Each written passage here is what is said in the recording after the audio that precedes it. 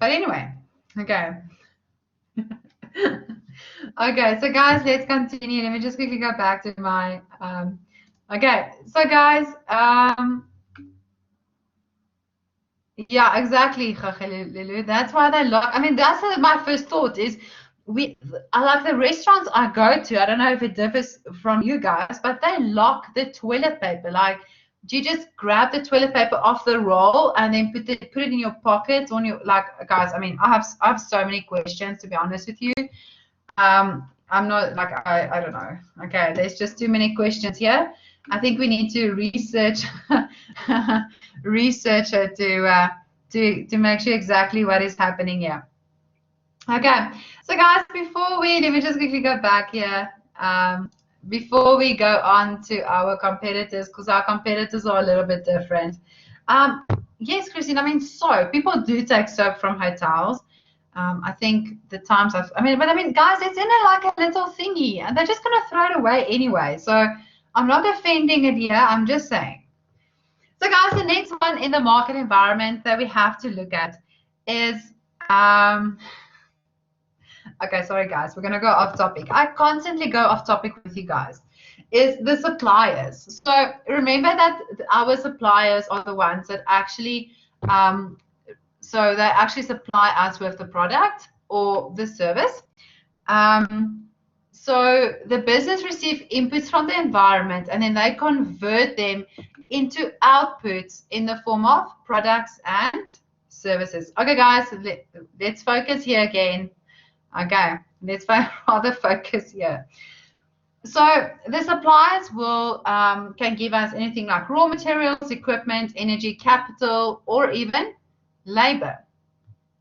Then if we look at the labor market and labor unions, guys, so this is a very tricky one in South Africa at the moment. Businesses need a supply of human resources.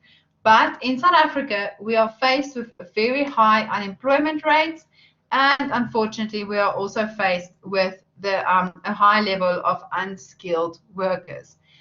And the problem is that there's a growing gap between what the market wants, which is skilled graduates, my little first years, okay, graduates, and the high unemployment rates currently in South Africa.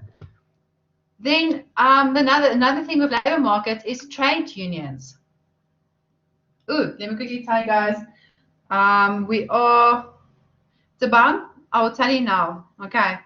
I think my textbook is just downstairs, but I will run downstairs and I'll get you the page number. Guys, can anyone just quickly tell Tabang? I know it's 4.3.1.2. Okay, 4.3.1.2 is under 4.3. Thank you. Thank you, Lulu. 133. You saved me an exercise of running down the stairs. But I'll go now, I promise, during the break. Okay, so guys, also with labor markets, we have our labor unions, we have our trade unions, and they are putting an increasing amount of pressure on companies, for instance, with salary increases. They constantly want a 9 or a 10 or a 12 or a 15%, where the companies can really only afford 4%, for instance, or 5%. And guys, then the next one is our intermediaries. So the intermediaries are essentially almost like the middleman, if I can say it like that. So they are, for instance, our warehouses, our wholesalers, the retailers. So they play a vital role in bridging the gap between the manufacturer and the consumer. So they will, for instance, be that middleman, like I said. They essentially stock the goods of the manufacturer so that the customer can buy it. So they make the products available to us so that we can buy the product from the manufacturer. So guys, the next one we're going to look at is our competitors. So guys, with our competitors, remember that the market, a sponsor shop, yes, definitely. Sponsor shop is also an intermediary, definitely. So it's essentially anyone that is that is supplying or that is stocking a product from a manufacturer. So even guys, I know in the one class, I know Christine used this example one. So guys, so Christine is in group B. I might be wrong, but anyway. So group A, let me quickly explain to you the example that Christine once used. So for instance, she said that, I think you have an aunt, Christine, that is a farmer, and all of the farmers take their take their fruits and veggies and everything to Mechalis. So Mechalis is essentially like the person or the company that will then sell all the farmers' fruits and veggies to the retailers. So they're seen as an intermediary. Okay, so Tanika, yes, like Edgar. So Edgar is essentially, let's take Forever New, for instance. Forever New can be the manufacturer. And how, if there were no Forever New stores, how can Forever New essentially sell their product except through online, by themselves? How can they sell their product? So they need an intermediary that they can sell their product to, that where we can buy the product from.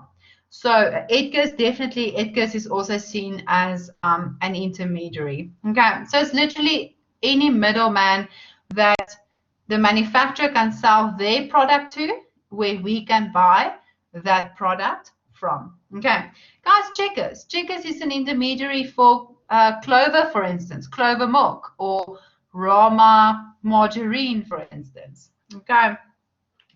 So guys, the next one we're going to look at is competitors. We love them, but we also hate them at the same time. So we are constantly facing competition, guys, constantly. And the competition will influence at what price our products are sold, what we sell, how we market our products, and we essentially compete for a share in the market. So guys, I think I've asked you one day to, when you go to the shops again and you choose a product, before you physically pick up that product, why did I choose this product? Why did I take this product and not another product? Is it because of price or branding, Christine, or because your parents used that product, or because it's, like I said, it's cheaper? It might be a new product. You might be brand loyal, for instance. So why did you choose that specific product? So competition is essentially a situation in the market environment in which several businesses are offering the same kind of product or service, and they compete for the share of the customer. Okay, so guys, they essentially, and well, they literally compare to occupy a part in your brain, to occupy a piece of your mind. So when I say milk, you go Clover. When I go, and we can have a separate discussion on brand loyalty. When I say tomato sauce, you go All Gold, for instance. Why? Because they literally occupy that part in your brain. Okay. So guys, before we continue with the with competitors, let's quickly take a 10-minute break, come back, and then we can, I wanted to say we can chat further, but no, we can then continue the lecture.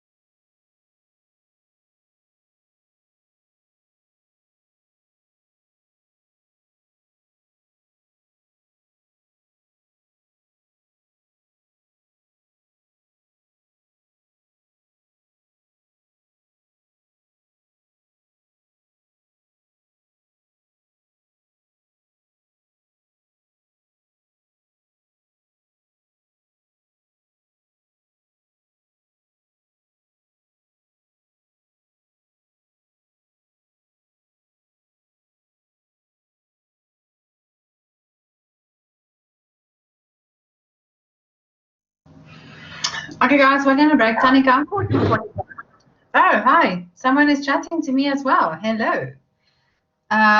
While you're on a break, while we are on a break, sorry, guys. Tanika, I'll quickly check for you. You are correct. So there's a 5 forces, and then there's 6 forces as well.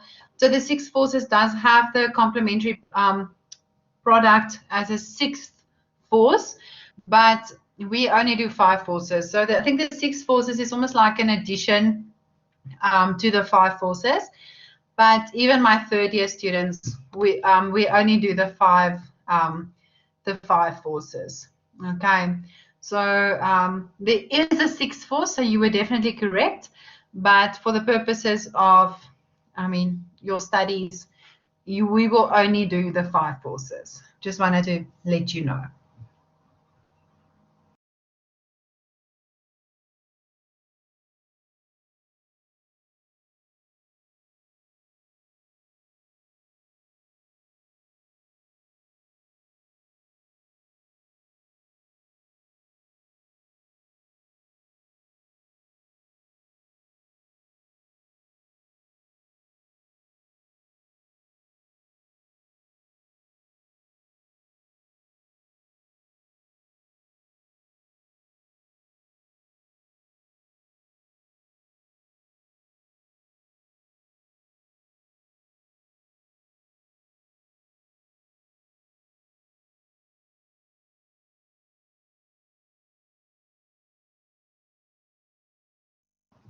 So guys, while you're on the break, sorry, I know.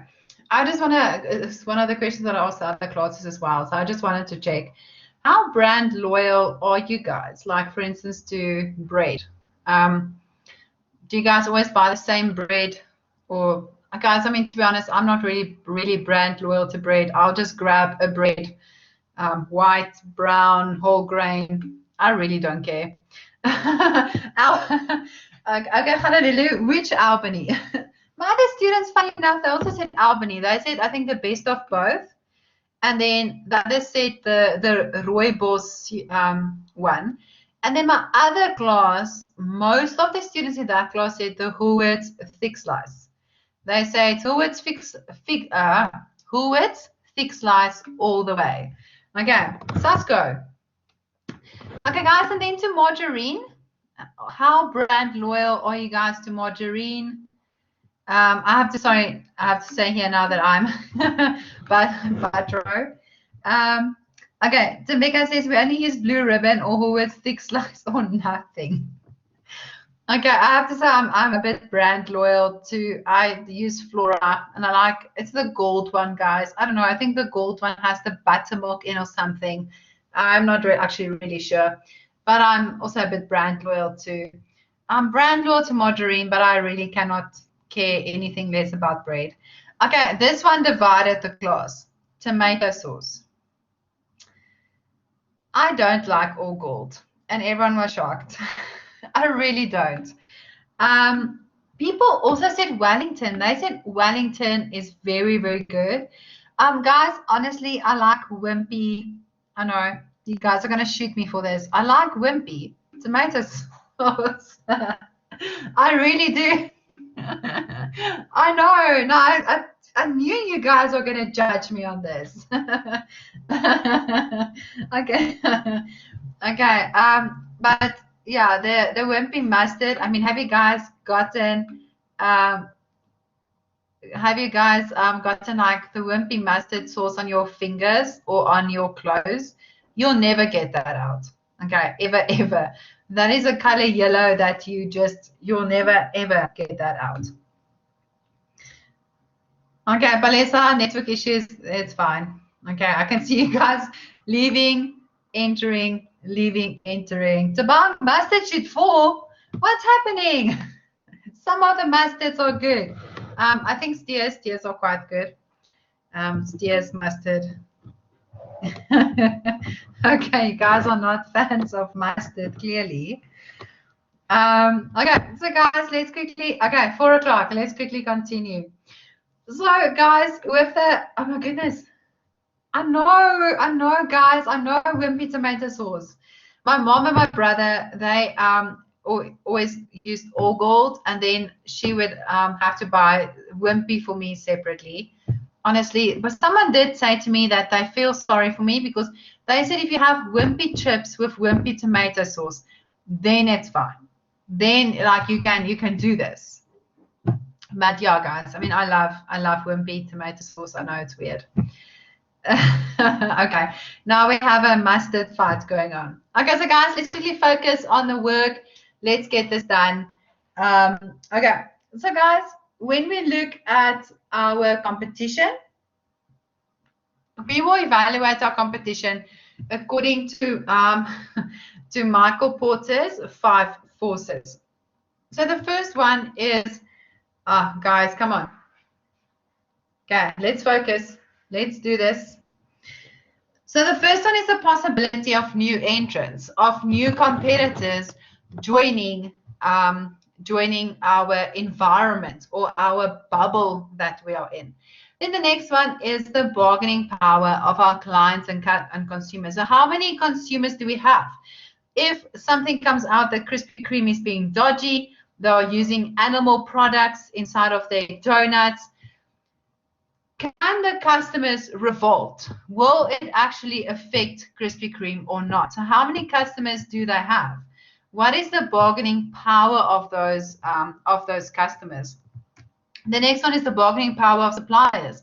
How many suppliers do we have? So do we only have one supplier, which means they can hike their prices as much as they want to. They can be unreliable because they know we only have them as a supplier. So what is the bargaining power of our suppliers? Like Eskom, for instance. Yes, Khalalelu, like Eskom. They can do whatever they want. And yeah, we can say that we're not going to pay taxes, but I mean, we'll still pay taxes. Then the availability of substitute products. So think of margarine, think of bread, for instance. If Sasko is not available, Albany, Blue Ribbon, they will still be available. So you can still substitute the product with something else, for instance. And then, guys, the last one is the number of existing competitors. How many competitors are there already in the market? And you know, like you don't really want to enter a market where competition is already just so strict and so tight. So we also have to go and look at the number of existing competitors. So guys, what I've done for you is I have just added this as well. If you are maybe still struggling to understand the 5 different concepts, then you guys are more than welcome to just go through this as well. So guys, the next thing we're going to look at is the macro environment. So with the macro environment, remember this is the outside. We have micro, market, macro. We have no, guys, and I'm saying this, I'm screaming this, we have no influence on the macro environment. They are so far away from us. We have no, as a small little company, we have no influence on them. But they can either have a direct or an indirect influence on us as a business, as well as on the market environment. So guys, I mean, I think I've said to you guys, I love Unilever, I really do.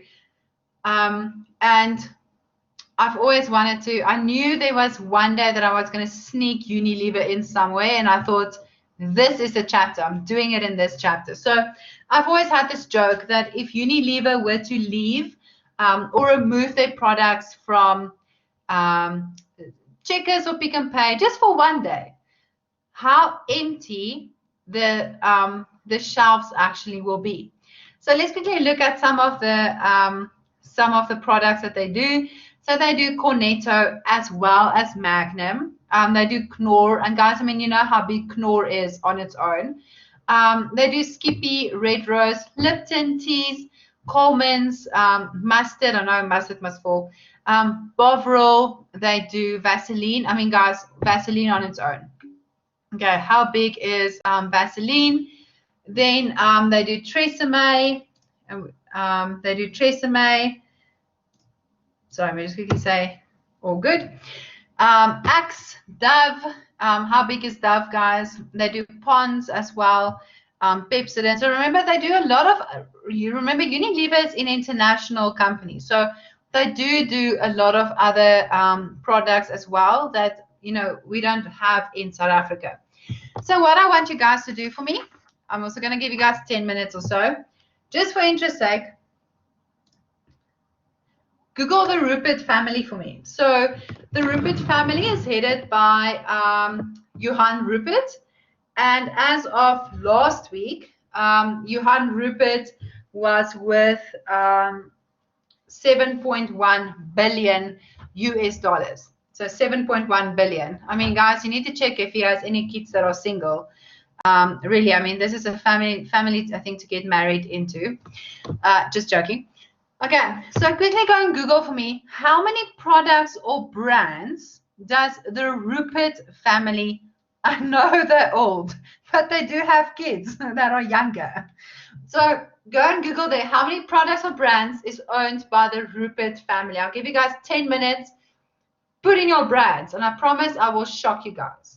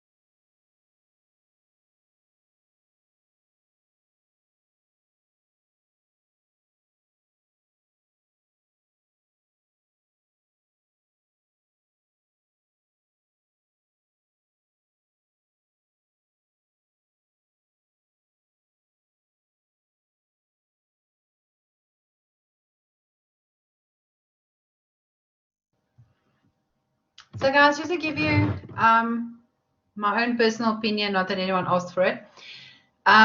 So Johan Rupert actually, there was quite a bit of controversy. It was around December last year, where he flew to Switzerland to get a COVID vaccine before anyone in Switzerland, so any of the citizens in Switzerland has received the COVID vaccine. So as you guys Google, I will tell you where the link is between him getting the vaccine and how he was able to get the vaccine. So personal opinion, I just really feel that I was quite upset when I read that, because I felt that the COVID vaccine, was supposed to kind of put all of us on a level playing field.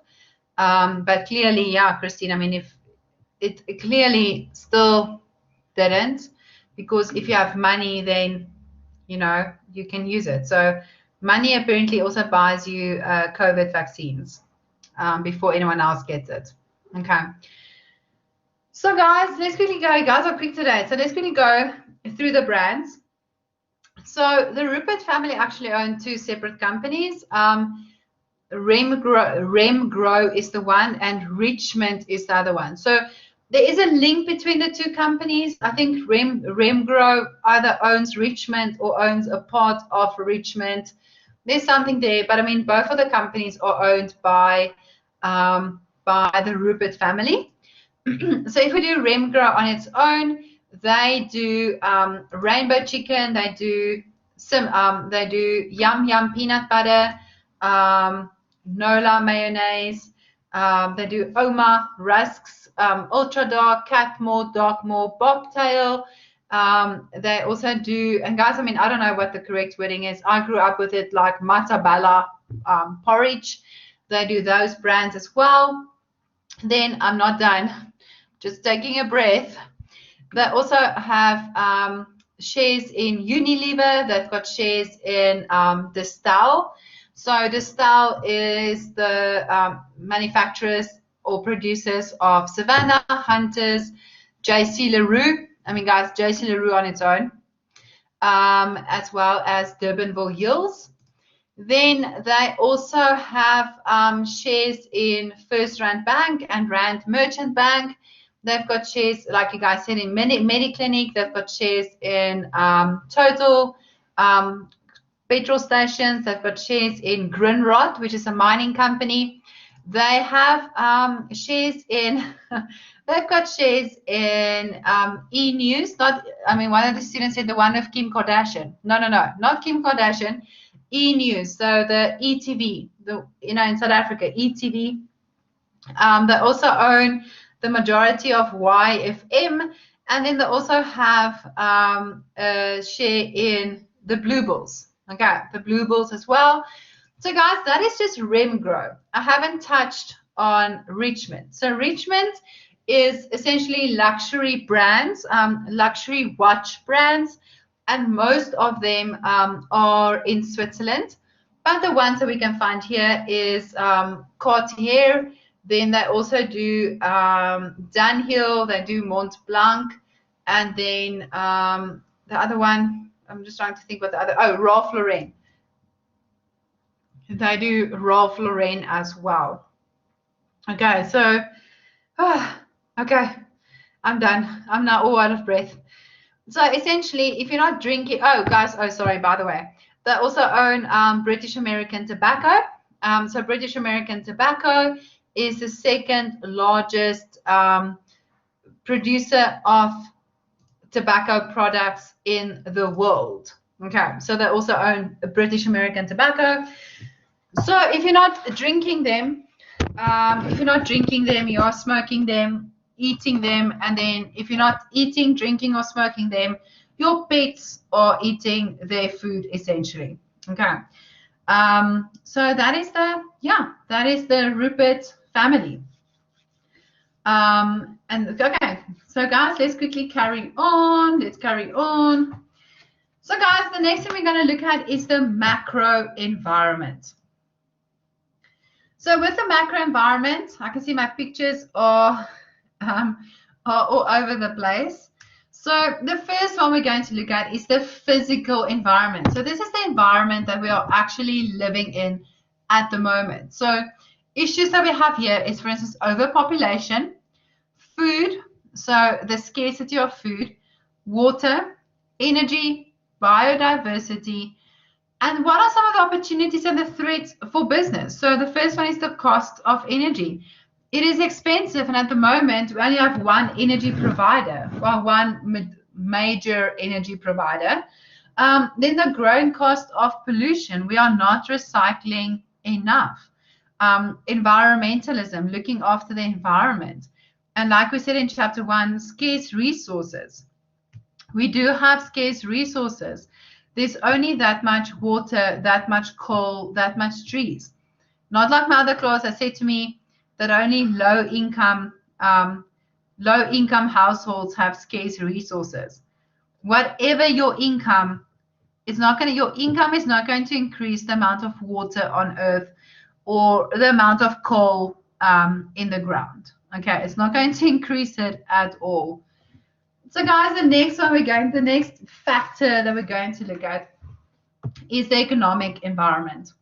So with the economic environment, things we need to consider here is like the economic growth rate. Remember, we actually declined last year. We declined of 8%, and that set us back roughly 10 years. It set our economy back roughly 10 years. Then the levels of employment we are currently standing on around 30%. Consumer income, rate of inflation, interest rates, exchange rates, and then the monetary and fiscal policy. So guys, remember at the beginning of the chapter, I said to you that one factor can also influence another factor, and how the factors are interdependent on each other, and how they can influence the market and the micro environment as well, either directly or indirectly. So take, for instance, COVID. So COVID happened, and a lot of people's salaries were either cut, or a lot of people were retrenched. And if your disposable income is less, the first thing that we give up is our luxuries. For instance, Woolworths yogurt, Woolworths thick slice. Dare I say Woolworths thick slice? We give up Krispy Kreme, for instance. So when our disposable income fluctuates, we give up our luxuries, because now we need to actually look after our money and spend our money only on necessities. So how will COVID, for instance, affect Krispy Kreme? It doesn't have a direct impact on them. COVID impacted incomes impacted Krispy Kreme. So that is how the macro environment can have a indirect influence on a business like Krispy Kreme, for instance. Guys, we can use another one, for instance, interest rates. So with interest rates, every time interest rates go up, we have less disposable income. Less disposable income means we now need to look at our money. How are we going to spend our money? All of a sudden, we can't spend it on luxuries anymore. So we have to give up our daily Krispy Kreme, for instance. Now we can only have Krispy Kreme every second day. Okay. So guys, the next one we are looking at is our social environment. So in our social environment, this is anything from the attitudes, values, ethics, lifestyles. It influences the what, the how, the where, and the when that people purchase the products or services. So here we look at the demographic change, urbanization, the level of education, the changing role of women. Remember that women no longer, or a lot of women no longer stay at home to look after the kids. We now have households that have two incomes. Women have become the breadwinners, for instance, in some cases. So the kids are now going to school. Think of consumerism. So consumerism is the way that we spend our money. Social responsibility, HIV and AIDS, the culture that we live in, for instance.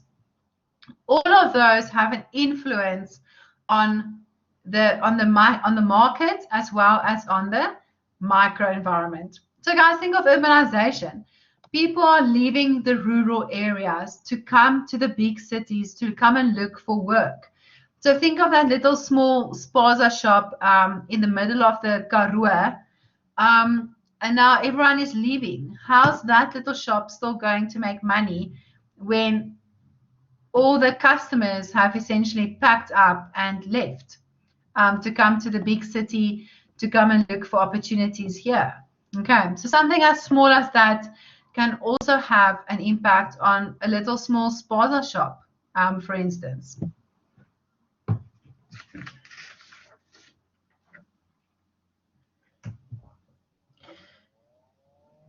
Okay, so guys, the next one we're going to look at is our technological environment. So with our technological environment, we need to consider how ahead we are with technology, how developed we are in terms of technology. So, I mean, guys, for instance, we the other day, it was actually, I think it's 2019, we were the country that did the first 3D planted transplant. I will look for that article for you guys and I'll share it.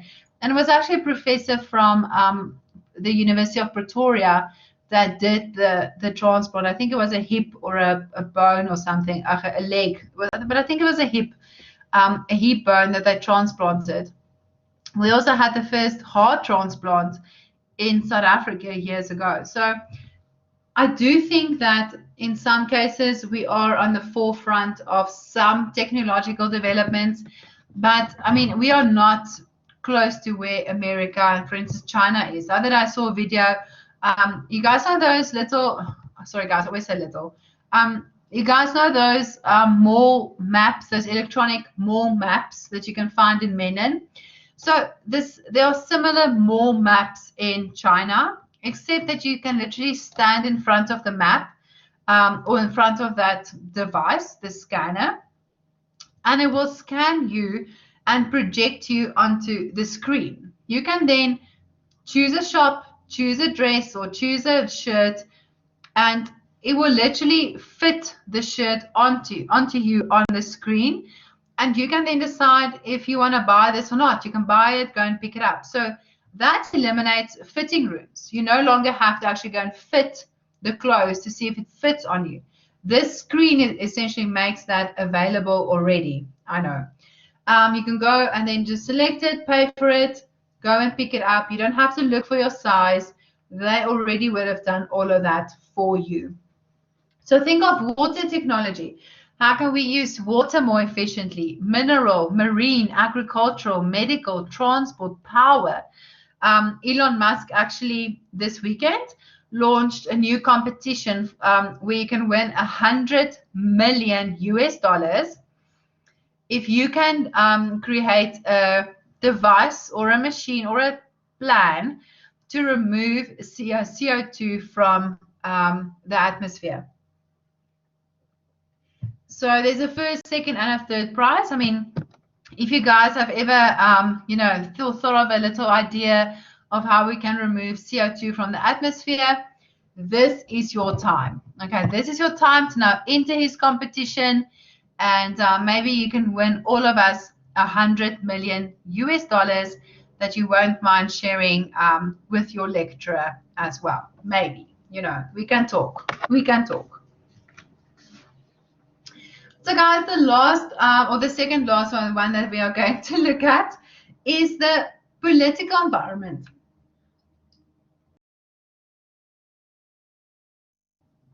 Sorry, guys.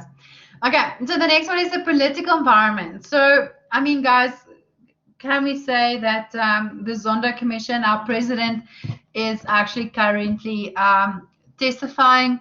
Malusi Gagaba's ex-wife, literally spilled the beans at the Zondo Commission. I think it was last week Monday, and that's after he tried to prevent her from testifying, citing marriage privileges and the fact that they had minor children. Not sure how that really, factors into the equation. But what does the political environment of the country look like? Think of new legislation. Think of the Poppy Act. Think of employment equity, for instance, tax, the annual budget of the government. Think of SAA, ESCOM, that is constantly, going to the government saying, "Hi, sorry, we couldn't stick to the budget you gave us. Anything else? Do you have just like a R5, to spare that you can maybe help us?" So what does the political environment of South Africa, for instance, look like?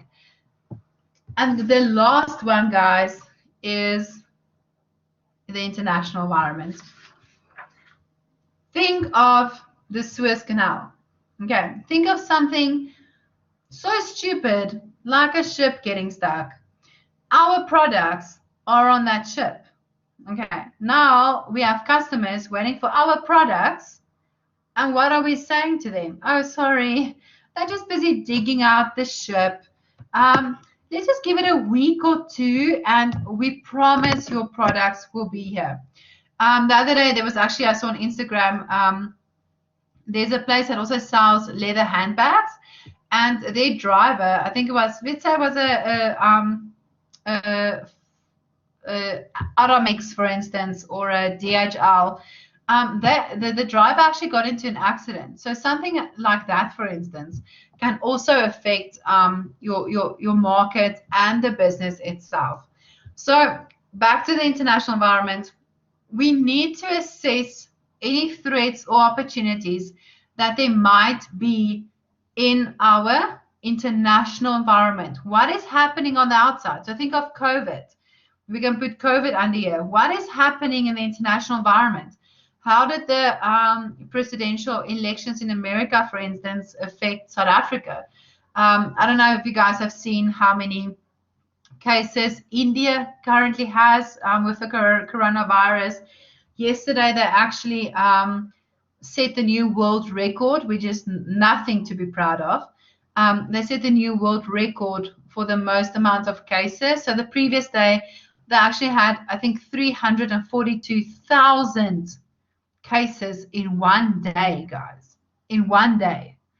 So how's that, for instance, affecting South Africa? Think of ISIS in Mozambique. How is that affecting South Africa? When ISIS started infiltrating in Mozambique and South Africa said, oh, let's help. What did ISIS say? Like, do not touch us. Okay. Like that song, like, don't touch us. Don't touch us. Okay. That's literally what ISIS said. They said, do not come to Mozambique. You will regret it. Okay.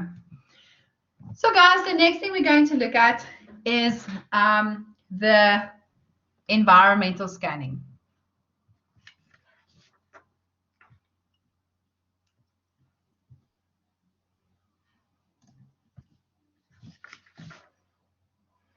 Okay, so guys, we are, before we get to environmental scanning, like I said, we have environmental opportunities and then we have environmental threats.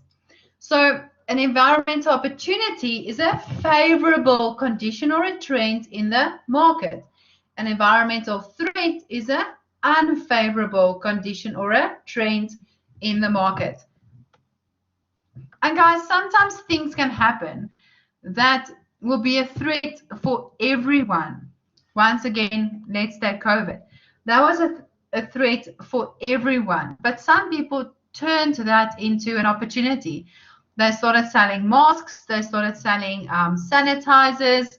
All of a sudden, there are companies that can now come and sanitize your house for you so that it's squeaky clean, free of COVID. Restaurants as well. There were some restaurants that when COVID started, they said, sorry, done, out of here. Thank you for playing. We are done. And other restaurants said, wow, let's go back to the drawing board. How can we turn this threat into a valuable opportunity for us? Okay. So guys, the next thing, like I said, we're going to do is environmental scanning. So with environmental scanning, and I want you guys to make a note here because you guys have to remember this.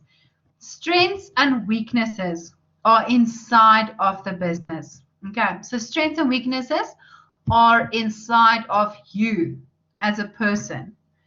Opportunities and threats are outside of the business. So opportunities and threats are outside of you as a person. You are not, oh, shame, if I say it like that, it's going to sound sad. You do not have, you can evaluate your strengths and your weaknesses, but you can't really evaluate your own opportunities inside of you. Opportunities exist outside of your body. The same with threats. It exists outside of your body. And the same will be for a company. I know, Christine, I tried to say this nicely. I almost said that you guys don't have opportunities, but obviously you guys do have opportunities, so I couldn't say it like that. I'm trying to, guys, also, and I mean, I said this to the students, it's SWAT. What's wrong with SWAT? Guys, is there like a new joke that I'm not getting? SWAT. Okay. Okay, what I said to the other students yesterday is, guys, if I use very, very random examples, I'm doing this on purpose because I want you guys to remember the crazy, weird person that stood in front of the class and gave you these random, weird examples. Okay. So if I use really out of the world examples, it's because I've really thought really hard about my examples and I want you guys to remember them. If I use little butterflies and puppies, no one's going to remember my examples. If I use dinosaurs and the Avengers, you guys will probably remember my examples. So guys, the next one we are going to focus on is environmental scanning itself. So this is basically the process, you need to know this, of measuring, projecting, and evaluating the changes in the environmental variables. So think of like a radar that is constantly scanning for any changes that is happening in the environment. Sorry guys, let me just drink some water. So it's constantly scanning for any changes that is taking place in the environment. It is determined by the basic relationship between the business and the environment, the nature of the environment in which the business operates, and the source and the extent of change. So guys, as I said earlier, remember, not all changes is going to affect a business equally. If there's changes in the IT field, it's not really going to affect Krispy Kreme. If there's changes in regulation like sugar tax, it's not really going to affect an IT company. That's going to affect Krispy Kreme a lot more than it will affect an IT company, for instance.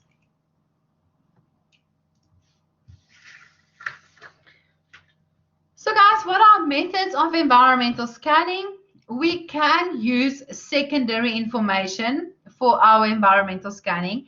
And the reason for this is because primary information is really a timely exercise and it is super expensive to do primary research. So just to explain the difference, primary information or primary research is something that you have done yourself. Okay, you paid a company to do the research, you created the questionnaire, you told them what to ask the people that contributed to the questionnaire, whereas secondary is someone else that has done similar research, and we are essentially buying that research study from them. So think, for instance, of Starbucks. So let's say Starbucks did a research study on consumer patterns.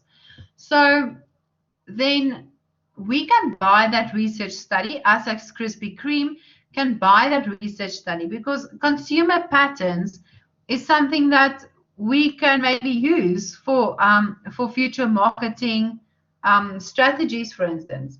We can also add some primary information. So we can maybe use social media, put out a questionnaire to our customers and say, hi guys, what is your favorite donut? What donut can we bring back? Here's all the favorite donuts of the past year. The ones that get sold the most are the ones that we'll keep on the menu, for instance. So we can also add primary information in our environmental scanning.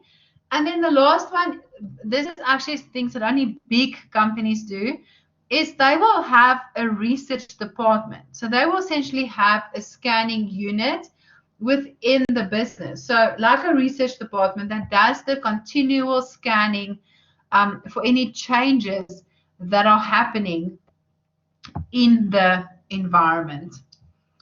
So guys, what I want you guys to take home.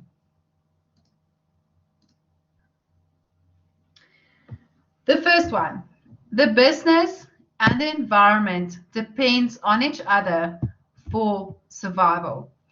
We cannot be without the market or the macro environment, and they also cannot exist without us. The change determines a company's success or failure. We have to adapt to change. We are not stagnant. We are not pieces of rock.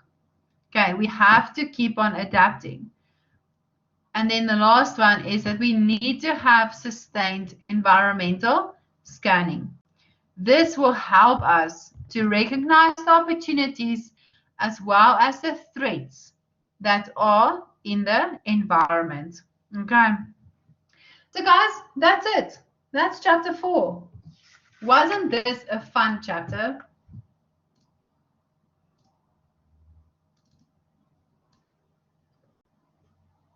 Say yes. Say yes, guys. Oh, thank you. Thank you. Okay, so guys, let's quickly chat about next week. So guys, on the 6th of May, I'm seeing you guys on the 6th of May. I promise that we're not going to go off topic again, like I always do with you guys. Okay, so guys, I'm seeing group B on the 4th of May. So group B, we are going to finish chapter 3 and we're going to do chapter 5. Okay, and then group A, I'm seeing guys on the 6th of May. We're going to do chapter 5 and we're going to do assignment prep. So group A, 6th May, we're doing chapter 5 assignment prep. B, 6th May, we are doing finishing chapter 5 and we are doing assignment prep as well. Okay. Christine, you guys are not really behind this. It depends on the sessions. I've seen you guys a lot more than you guys were in front, and then the other group, I saw them a lot, I think last week, and then they got in front again. So yeah, don't worry about it. I have a plan.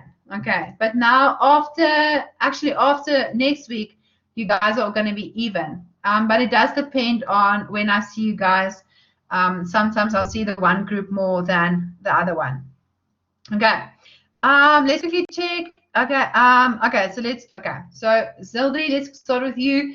What must we bring to class for the assignment prep? So guys, I want you to download the assignment from your VC portal. Do not,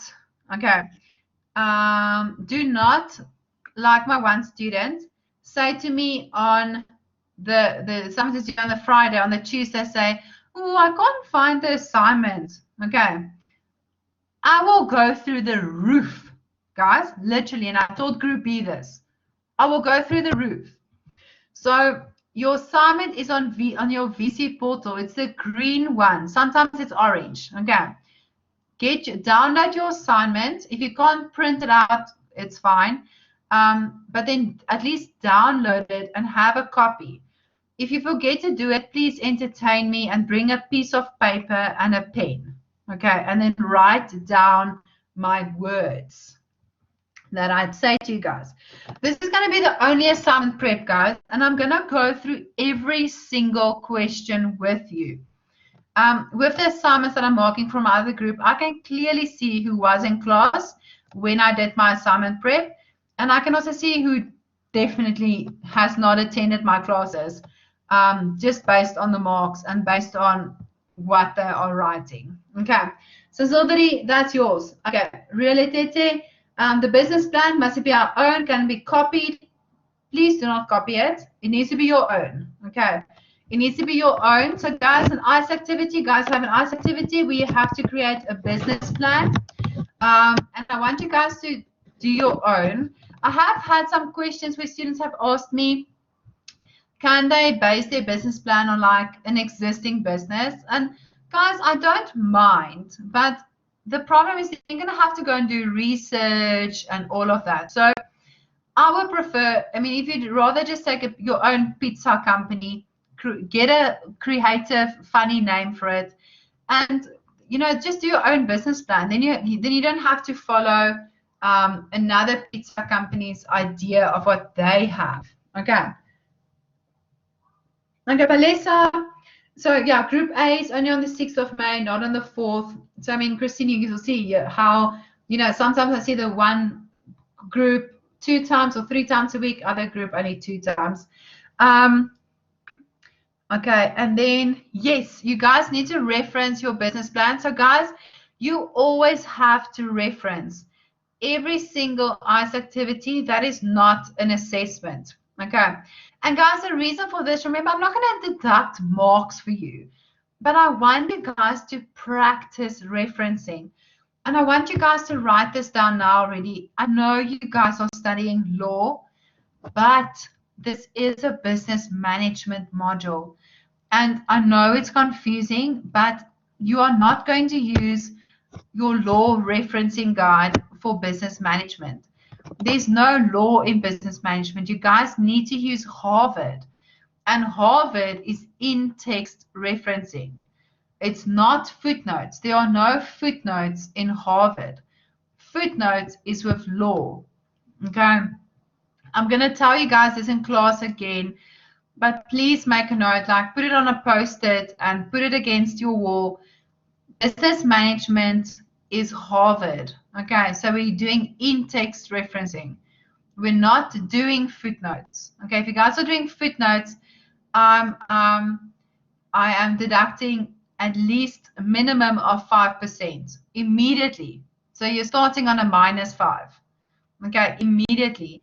I know referencing is harder than the law one. I don't know. I mean, guys, I mean, I've worked at Harvard for so many years, and now I'm also doing footnotes. So for me, I've just accustomed to both of them. But there's really very nice websites that show you exactly how to do Harvard referencing. So just please put it on a pink post-it, put it against your wall. Business management is, and for all your friends, guys, all your friends that are doing some of the other choice modules, like communications or psychology, same thing. They're also going to use Harvard. You guys are not using law referencing in business management. Okay. Actually, I gave the other students 0, and then I said, okay, just deduct marks for them because technically, they didn't use the correct referencing method. But yeah, I'm just deducting marks. So we'll talk about this again. Yes, so guys, what I'll do is I will get you guys some of the referencing websites that I use, that I like. And then when I see you guys in class with the assignment prep, then I will show you guys some of those. And what I'll also do is I'll just go and look for one of my assignments that I have. I just have to go and look for one of mine. But I think I'll find one somewhere. I'll show you guys what in-text referencing looks like more or less, just so that you can see what it is supposed to look like. Okay. So guys, that is it for today. Thank you very much for literally entertaining me. It was quite a fun class. I really enjoyed it. And then I will see you guys next week. Enjoy the rest of your weekend. And then, yeah, we'll start with the chapter 5 next week. Okay. Bye, guys. Enjoy the rest of your day.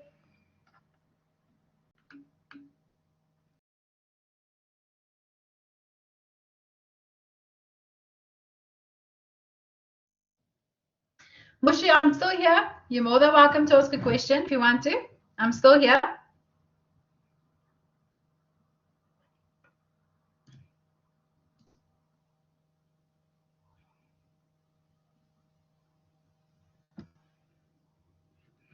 Mushi, did you want to ask a question? I'm still here if you want to ask a question.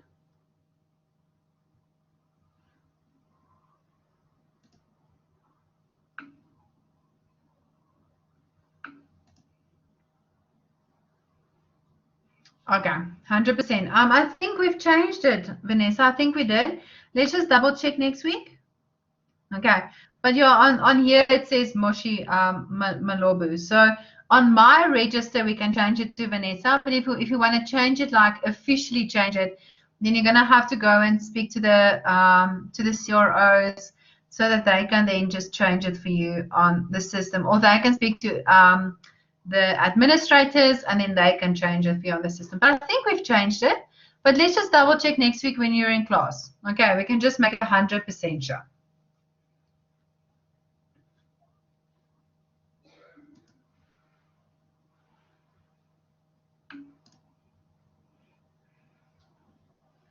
Okay, bye guys. Enjoy the rest of your day.